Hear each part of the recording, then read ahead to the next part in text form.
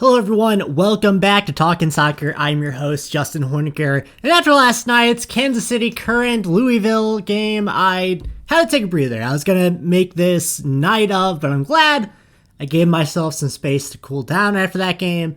Glad I gave myself some space to read some of the post-match comments so that we can talk a little bit more about them. But let's talk about the scenarios going into last night. So Kansas City Current going to Racing Louisville with a lot on the line. A win before the start of the night could have potentially put them into first. Of course, with Portland drawing, that wasn't going to happen by the time the game kicks off.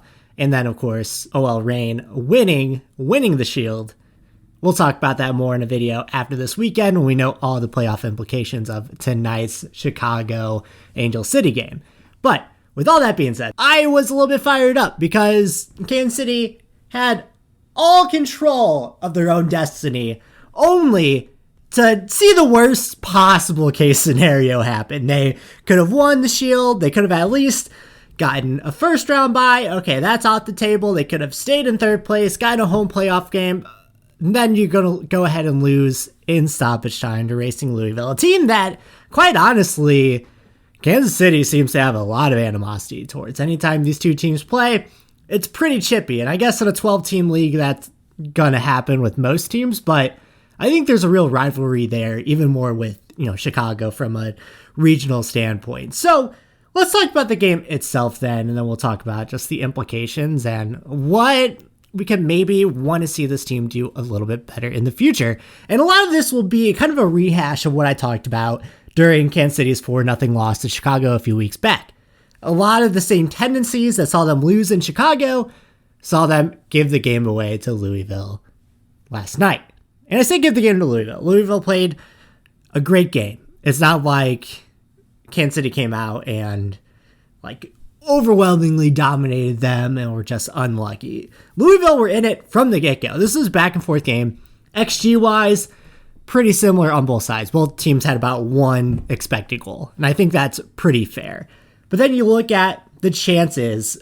Katie Lund was huge for Racing Louisville, just as AD Franch was for KC up until certain moments. Katie Lund made a fantastic save within the first 6 minutes that Claire Lavage gets the side of her foot on a ball that, I don't know how Katie Lund had the awareness to get to this ball, because Claire Lavage is inside the 5-yard box, gets her foot on the side of it, pushes it to the far post, and Katie Lund's able to get over there and save it. That's what Casey's up against in this game. And even before that, Katie Lund with 6 saves in general, just a crucial showing for her, and incredible in stopping Kansas City's progress in this game. Of course, so this game goes into the half, 0-0. You went into the half thinking that KC, definitely missed some chances. And even so in the second half. The second half was not very kind to the Kansas City Current. Racing Louisville, like I said, had plenty of chances. And even if KC had more chances in general, when you look at the game plot, which I'll post up here, you can see Kansas City had more XG generating chances, but all of Racing Louisville's chances were high danger, and I think there's something to be said about that with the final goal that happens as well. AD Franch was pretty sharp, but Louisville had been taking advantage of Kansas City's kind of zonal marking scheme that they were implementing on corners all game long, and that was especially important when Desiree Scott picks up her second yellow in the 60th minute of this game, and Kansas City had to play a woman down for the last 30 minutes. I think that is a lot of what happened on that final goal, is it comes during a corner, the ball doesn't get cleared completely by KC, Jessica McDonald has plenty of space to operate, to get herself open and then take on the defense, because in the zone, there is some space missing without Des Scott, and honestly, without Des Scott in the playoffs too, this is going to be rough, because she just has a way of magnetizing the ball into her space and coming up with possession. Kansas City is going to sorely miss, not just because she's a captain, but people underestimate how important Des Scott is to this team. She's such an important part of that midfield structure, and especially if she can sit in front of that back three and just absorb the ball, and it's so hard to knock her off of possession. So that's kind of what Louisville's able to do. as they exploit this space, and then Jessica McDonald gets the ball over on the left side, dribbles in. AD Franch makes a bit of a gamble. She goes low, trying to slide the ball away. Jessica McDonald waits her out and then slots it in over the top of her, and Louisville win on the final kick of the game, essentially. And as a Casey Curran fan, you're left feeling a little bit raw after this game, with so much potential to have the worst case scenario happen of you lose, you're in 5th place, you have to go on the road to Houston now, and you lose your captain for the first round of the playoffs. But there are some things that they can learn from this game and in how they've been playing on the road lately in general. We noticed this in the Chicago game that they lost and a couple of their other road losses this year. At home, they're more patient on the ball and they play with a lot more confidence. On the road, they seem to play that confidence turns into frustration, where they feel like they should be in these scoring chances.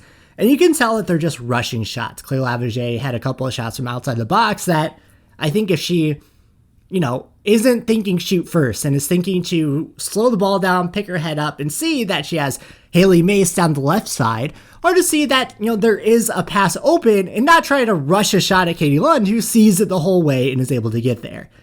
It's a lot of this kind of rushing of decisions. Not to say that Casey, they have the ability, but on the road, something just gets in their head, and I think they just press. They're pressing so hard that ultimately you're trying too hard. And there is a thing in that sports. If you have too many expectations on yourself, you can almost, crush yourself under the weight of thinking that everything is in this game. And you can kind of see it in the post-match report as well. So Racing Louisville, they post all their post-match pressures on their YouTube page.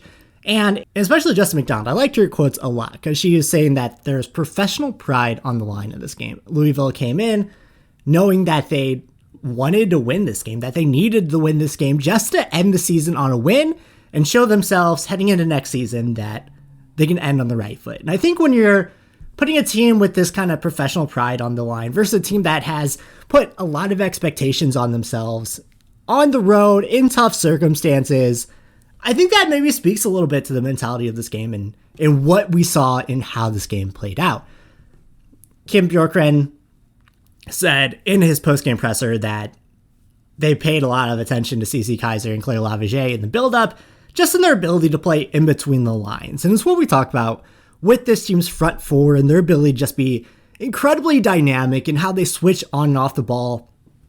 And ultimately, between the front four, they don't really play a specific position. They're interchanging throughout the game, even though, Lola Bonta starts, back in the midfield, even though Claire Lavage starts back in the midfield, oftentimes you'll see them leading the attack. You'll see them be the furthest person forward. It's a real fluid situation. I love that about Matt Potter's setup, is that how I like to watch soccer is to have wings that go up high and really fluid attacking soccer. And that's what you see from these teams.